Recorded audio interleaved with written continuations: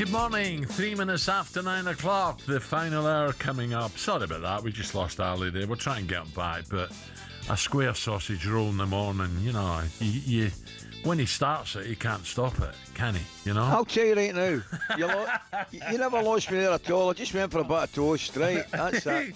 Wee bit was making me a wee bit of toast. Lawrence sausage, was it? Wee bit of square sausage and a brown sauce, and that was it. I'm back, ready to rock. Let's go. Let's go on with it, pal. Final hour. talkSPORT breakfast with Arnold Clark. Get the UK's best used car deals guaranteed. United fans are in meltdown after last night's clanger. Oh.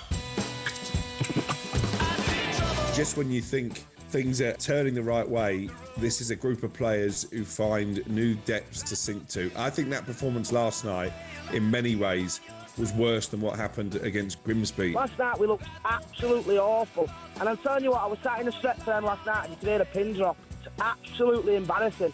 So where do we go from here? He's got to go. He's clueless. As soon as he got off last night, he should have changed it. He's too pig-headed. As I said to the lady earlier, I'd rather have Gareth Southgate than him. Well, where was the engine tonight? Where was the... when Bruno Fernandes tonight, his crossing, passing was an absolute joke. Imagine going to Bayern Munich on Wednesday night and playing them. They put 10 past us. Never mind beating Everton, a 10-man Everton at home. One hell of a result, wasn't it? Jordan Pickford this morning must go... Great result. If he's going into training, he must feel $1 million. Some of this... I just watched some of his saves again there. Pickford, brilliant, absolutely brilliant. Been excellent. Yeah. So despite, I think this is the annoying thing, I think, Ali, was despite playing 77 minutes with an extra man, I think that is the problem for United. They didn't have the nous to break them down. Yep. I think you're right, mate. I think it's a big concern. But I did mention to you before, I was a little bit surprised that there was no kind of change in... No real change in tactics, no real change in personnel. I looked at the bench, and I'll mention to you again, Alan, and it'll be interesting to hear the man we've got coming on, his opinion on it, but I just think I looked at the bench, and there's nothing there standing out to me that's going to change and win a game. Do you know what I mean? Yeah. But listen, I thought Amorim was getting it together, and I'm not going to...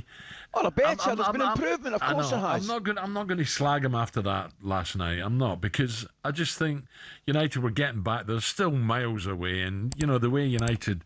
If you go back to Crikey, go back to Gordon Hill, Willie Morgan, Georgie Best. Yeah. You go back to the great wide players, Stevie Coppell on the wing.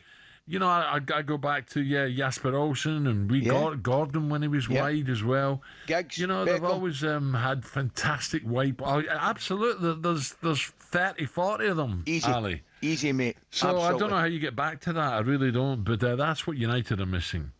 Let's hear what Amorim had to say following that defeat last night, and why he didn't change it. Why didn't he change the formation, especially earlier?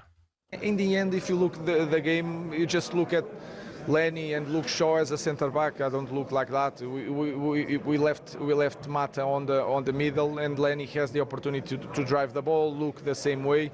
And sometimes in moments that you are not playing well, without good decisions, you need to maintain the things that you train.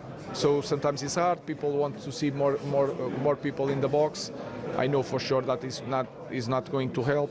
Maybe if we have Harry Maguire, we can put Harry Maguire inside the box. But if the characteristics are not there, my feeling is that I can show something to the crowd. But in the end, my feeling is that that was the best decision to try to win the game. Ruben Amorim, just thought another one there, Kanchelskis as well. Crikey, some great players. Right, let's get a take on it from an ex-United player. John is now a man who played for United for 12 years, winning 5 Premier League titles. John Shea joins us. John, a very good morning, John. Good morning, John. How are you, mate? Morning, guys. How are we doing? You okay? Top form. John, it must have been hard watching last night. I watched the first half. I had to go to bed because I'm out early, but I really thought, I looked at it and I thought, well, now Everton are down to 10. It's only a matter of time before United get on level. But to be fair to Everton, they battled like mad. They worked worked so hard, and United just didn't have the brains to break them down. Very frustrating, Alan. I was in at the game to keep an eye on Seamus Coleman and Jake O'Brien, so I had an Irish viewpoint on it, but it was very frustrating. As I said, credit to Jordan Pickford as well. Listen, he's pulled off a few big saves for them when they needed it, and credit to Everton in general, because as you said, they played very well and stuck.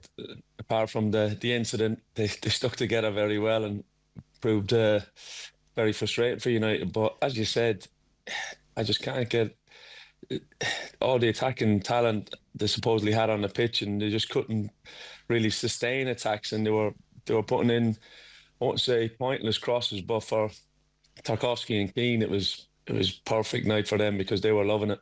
Yeah. John, see, looking at it, mate, Alan and I have been talking about it this morning, right?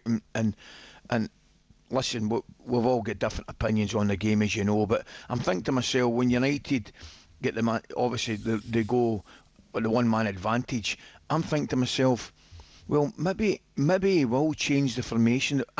I'm thinking to myself, the one thing that the coach probably has to do is stretch the game, get a bit of width on the pitch, and kind of stretch Everton, make them work. And then they didn't really do that.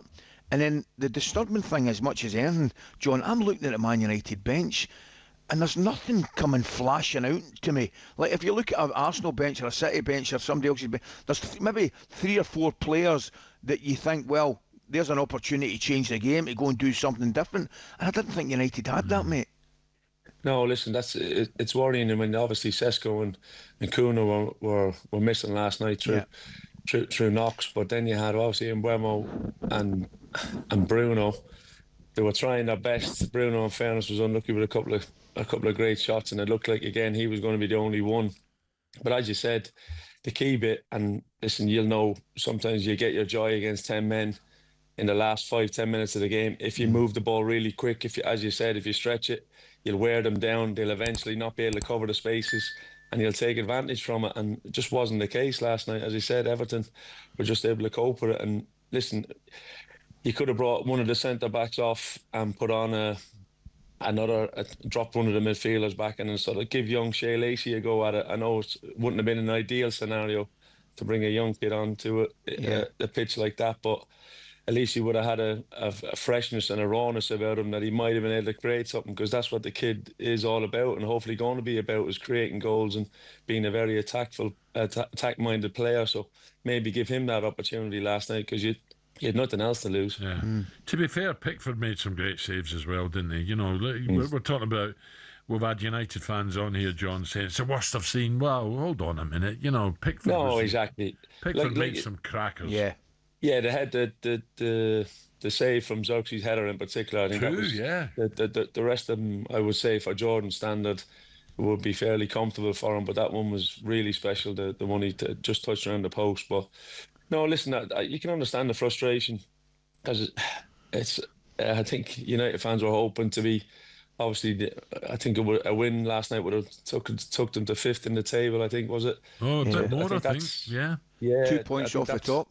Yeah, so that's, I think, more the frustration really, and they feel obviously they've more attacking talent in the team this year, and I think it's just a real frustrating one at the minute. But also not just a decent run of fixtures, you'd say, coming up, but they were hoping to get that win against Everton to start that. But John, just a quickie, and I'm sure Ali's got another question as well.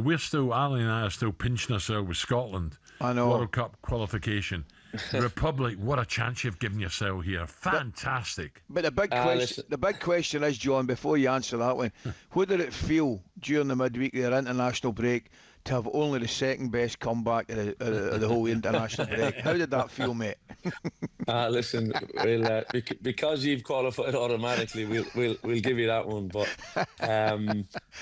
listen, we've given ourselves, as you said, a fantastic chance, and the most important thing as well, we've the lift we've given the country as well. I think that most importantly the players, but as we said, it's only half the job done now. We have a big games to prepare for in March, but all credit to the players. They really stood up and were counted when we needed them in big games against Portugal and Hungary. So lots to look forward to, but again, a good test against the Czech team, and let's see what happens after that. A couple of brilliant results, absolutely brilliant results. Ali, you're right as well, and John's right. Because it's not just a game of football. It's the expectations of the World Cup finals. Looking forward to it. The world's a dangerous, horrible place at the moment. This just gives everyone a lift, doesn't it? Oh, John, could you imagine the party is all over there? Listen, that's what's driving us on, Ali. That's what's driving us on to make sure the fans and our families and stuff like that can have these moments. And we've a lot of hard work to do, but we're halfway there. And it was just brilliant the Portugal game in particular. When you think of, I think lots of Irish fans will admit they were coming to see Ronaldo maybe for the last time in Dublin, but they ended up going home having new heroes in terms of Troy Parrott, etc. Brilliant, yeah. Stuff like that is brilliant. John, never mind the football. How's your Guinness going down in Tully's? I haven't been back in a while, so I'll tell you over the Christmas period, Ali. I'm sure it's as good as ever. You and I'll have a pint in there one day. I love that place, I've got to tell you, mate. Brilliant. We look forward to it. Nice one, John. Good luck in the playoffs. Mate. Thank you. Cheers, guys. Manchester United and Republic of Ireland's John O'Shea. Right, Chris Wilder coming up and Gianfranco Zola, 9:15.